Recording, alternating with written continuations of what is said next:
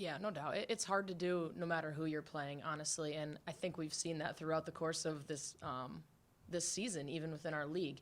Um, we have tough teams, and we have some tough gyms to play in, and so yeah, to get a road sweep at Western Hall and then down at St. Thomas was tough, and it was huge for our program. A giant leap forward, something we've never done in Summit League play.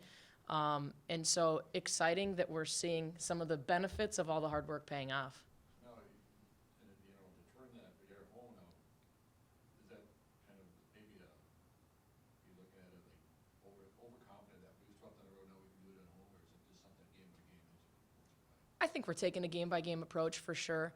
We're finishing out that kind of weekend of seeing everybody in our conference. So we haven't been able to play Oral Roberts. We haven't been able to play Kansas City yet.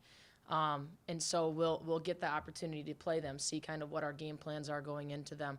And it's funny, in this league, you just see so many different styles. You see such a variation of a super guard-heavy team. Western wants to shoot a ton of threes. Well, you're going to see Oral Roberts who wants to just pound the ball inside. So you see so many different styles of play and a lot of different game plans. I definitely think there's confidence in coming off the road and getting some of those wins. It helps, but I think we know we're playing two really tough teams here this weekend. Kansas City, who's picked incredibly high in the league, Oral Roberts, who's right behind them, and they're competing at really high levels, having not played a whole lot of games yet, to be honest. Kansas City, is that kind of a mystery team because they were projected to do so well at the beginning of the year, but they're still looking pretty good. I think they look really good, honestly. I would have picked them probably in that 2-3 spot, honestly, to start the year. I think they're that good and that athletic and capable. But yeah, they've just had incredible misfortune of not being able to play a bunch of games. And when you haven't played a whole lot of games and two of them are South Dakota State, your record probably looks a little worse than it really is, in all honesty.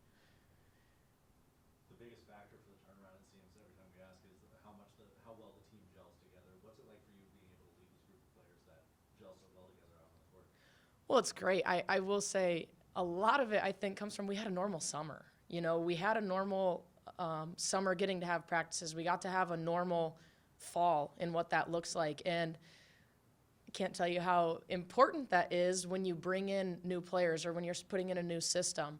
And so to have that time, I think I even said it the first month of season that I felt like we still hadn't quite gelled. We were still kind of working on some of those things.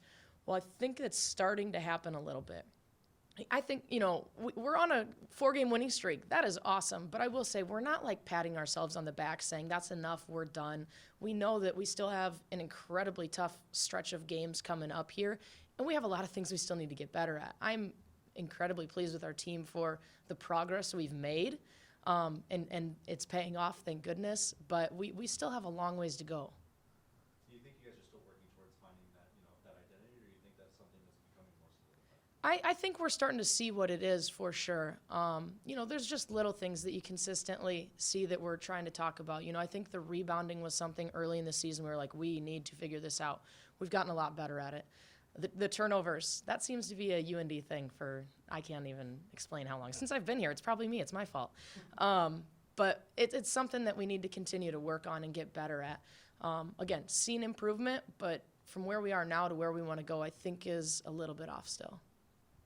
To have 3 players scoring double figures, where does the offense doing well? They share the ball. Our offense it's very much emotion. It's very much an offense that says, do what you are capable of doing, and it allows a lot of freedom, which I think, one, is a fun style of ball to play, but it allows players to make plays.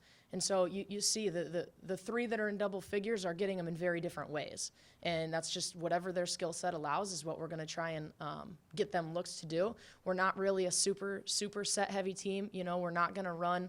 Well, we have about 1,000 sets, it seems, but we're not going to sit there and try and call a ton of different things. We're going to let players make plays. And so, yeah, to have some balance in scoring is huge. It makes us a lot more difficult to defend. And even outside of the 3 that are in double figures, we have players that are providing a lot of things. When you look at Melissa Leet, who's outside that, who can absolutely get deep in the paint, and we've seen her have some awesome games. Maggie Manson, who we've seen a triangle and 2 pulled on because of her ability to shoot. And so you see different players who are capable, that are even outside of that are able to, go off for some big games too. And what element does Casey bring to the offense? Well, she brings a lot to our offense. Claire kind of mentioned it. She sees the floor better than anyone I think I've ever coached. She made a play yesterday in practice. She threw a ball to someone, and I have no idea how the ball got through. I have no idea. You ask her, she's like, I saw it. No one else saw it, but she saw it, and she gets the ball there. And she's just, she just plays. Gosh, I don't know. Just she's not like overthinking anything. She's just gonna make plays, and she gets herself in trouble sometimes. But gosh, we see a lot of really good things out of her too. And one thing about Casey is she just goes hard. She's so competitive. She's not gonna take a minute off, whether it's practice, game, anything. And she just brings a level of like calmness and confidence, I think, to the rest of our team.